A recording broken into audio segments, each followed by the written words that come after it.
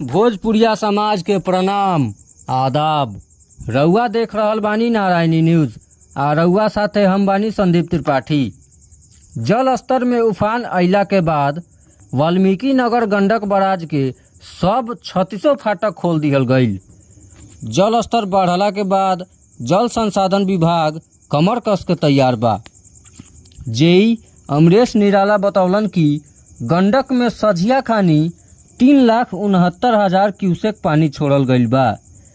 एकरा के पार करावे में 3-4 दिन लग जाई। ऐसे सोमवार के सवेरे ले तिरहुत तटबंध के किनारे तक पानी सट जाई। 0 RD लगे बनल रिंग बांध पर नजर रखल जा रहल बा। एहतियातन विभाग का ओर से माटी भरल सीमेंट के बोरी तैयार रखल गईल बा। सबके बावजूद साहेबगंज क्षेत्र में कटाव के कौनो संभावना नहीं खेलौकत।